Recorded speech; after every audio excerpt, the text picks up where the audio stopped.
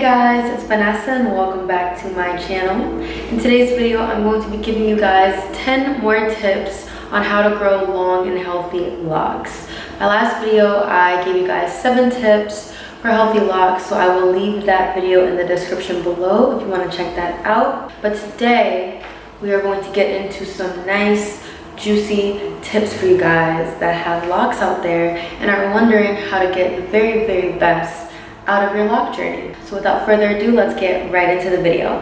Before we get into the video, yes, my background is different. I have moved, and also I have braids. Hello, braids.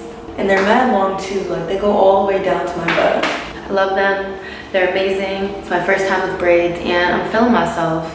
But anyway, let's get into these tips, y'all. So tip number 1 that I have for you guys is to make sure that you are drying your locks thoroughly. I know some of you guys out there know that mildew smell that comes from when water is just lingering in your hair and it's not dried out thoroughly. It does not smell good at all. So always make sure that after you wash your locks, or if you style it and you spray a lot of water in it, that you always dry it thoroughly. Do not go to sleep with your hair still wet or damp, because in the morning it will have that nasty mildew smell and we don't want that. Tip number 2, in order to grow long and healthy locks, is to find 1 or 2 good locticians that you trust to handle your hair.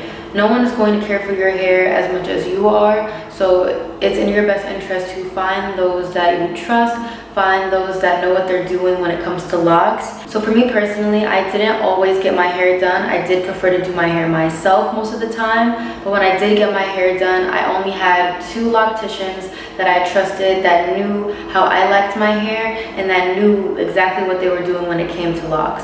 Every loctician does not use the same products, twisting methods, and all that. So you want to make sure that you find an awesome loctician that you trust and make sure you stick with that person. Tip number 3 is to avoid tight styling. You guys, nothing is going to cause you more breakage and more thinning than these tight styles. Like, this is crazy. Yes, they are aesthetically pleasing.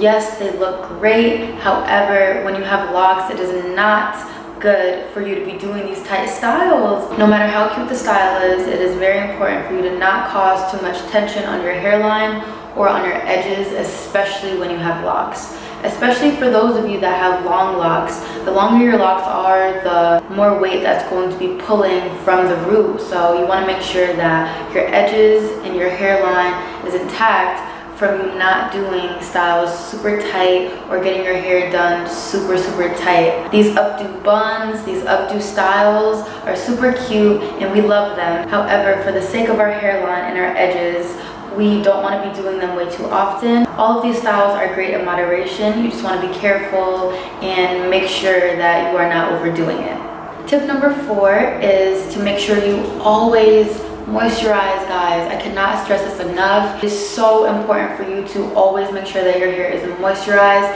and hydrated. Now, how you do that is completely up to you. Everyone's hair is different, so you want to make sure that you are going through different products, finding how it works for you. When I had my locks, I would either just use the oils by themselves, or I would mix them all into a water bottle, add some water, dilute it a little bit, and spray it throughout my roots and my locks. And that is just a really quick way in order for you to make sure that your hair is always moisturized, because if you don't, that is going to cause you to have a very dry scalp. It can cause itchiness. Your hair can start thinning out and breaking from being so dry. Dry hair equals breakage, so you want to make sure that your hair always stays moisturized.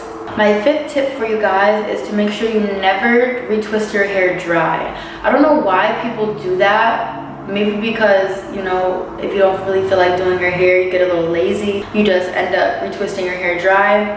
It's a no-no. Don't do it. Like I just said previously, dry hair equals breakage and thinning. So by retwisting your hair dry, you're just causing a lot more tension on your root, which is then going to cause that hair to break. Number 6 for you guys is to keep your hands out of your hair. Guys, get your hands out of your hair. I know it's there, you want to touch it, you want to feel on it.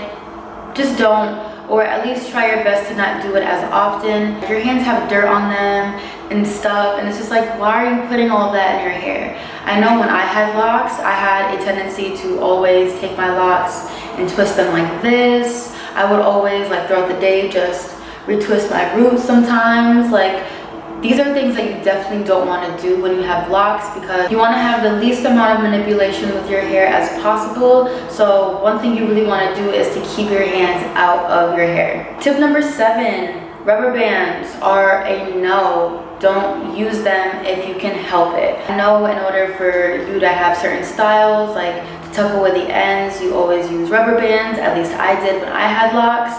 However, that is not such a smart idea, just because of how tight rubber bands are, and if you're putting those on the ends of your locks, it can really cause them to thin out and then eventually break off.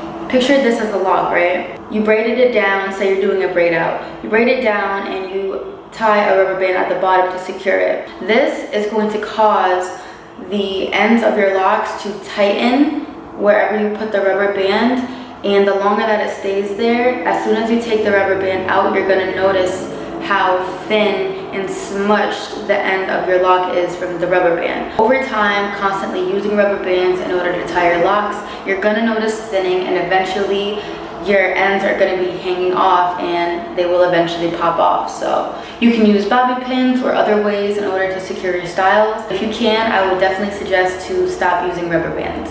Tip number 8 for you guys is to stay away from bleach and to stay away from dyeing your hair. Now, if you are someone who does not really care for super healthy hair, or if you love dyeing your hair, you love coloring your hair, if your hair is blonde, red, whatever, when you have locks and you like the color, then this tip isn't for you. For those of you who are worried about damage and your main priority with your hair is for it to be healthy, I would suggest, based off of my own personal experience, to stay the hell away from bleach and to just not dye it would be best. For me, I bleached my hair a total of 3 to 4 times. I think it's 4 times, I'm pretty sure. And the breakage, y'all, that I experienced from bleaching my hair was ridiculous, honestly. It broke my hair off so much, and my hair ended up being a lot shorter than it should have been. So honestly, guys, if you want to have long and healthy locks, your best bet is to stay away from bleach and to stay away from dyeing your hair. If you are someone who does not have locks and is interested in having locks, but you also want color, I would recommend that you color your hair before you have locks, just so that that process is already done and you're not at risk of damaging the lock or like the form that it takes as it is actually growing and maturing into locks. People that have locks that have never dyed their hair versus people that have colored and bleached their hair will definitely tell you the difference. You can definitely see the difference on locks, and you can definitely feel the difference as well. When I bleached my hair so much, I realized that my hair was feeling so dry and so brittle from using all of that bleach. Also with color, I feel like if you bleach your hair or if you color your hair, once your root grows out, you're gonna be tempted to re-dye it, re-bleach it over again just to touch up the color. If you keep retouching and re-bleaching your roots as they grow out when you have color,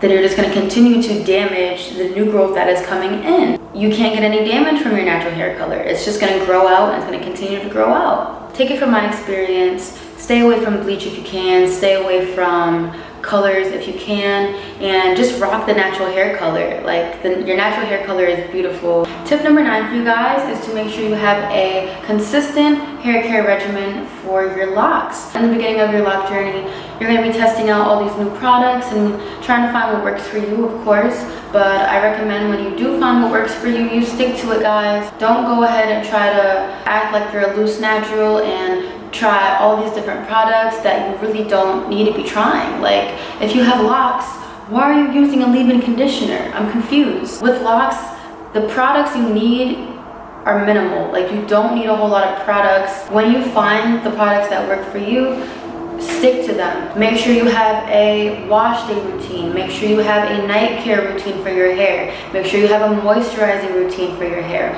All of these different things are very important in your hair care regimen as a whole for locks in order for you to have a healthy lock journey.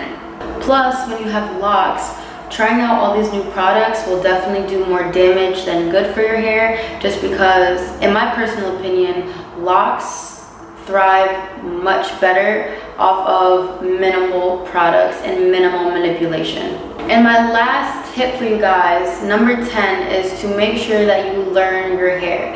This coincides with the last tip that I just said, but really learn your hair. I mean, pay attention. Try products, analyze if they work for your hair or if they don't. If they don't continue to use them, and then months later wonder why your hair is breaking off or you have buildup. Although there aren't a whole lot of products and brands that are curated specifically for locks, there are tons of options out there for you still. There's a lot of information online that gives you different options that you can try and products that do work the best for locks. For instance, coconut oil works for so many people out there, but when I had my locks, and even now as a loose natural, coconut oil just does not work for me. For my scalp, I prefer using peppermint oil or argan oil, just because those oils are a lot more light, and because my scalp tends to be itchy and dry a lot of the time, the peppermint oil really helps to soothe my scalp and my hair. I know a lot about my hair because I learned my hair, I analyzed my hair.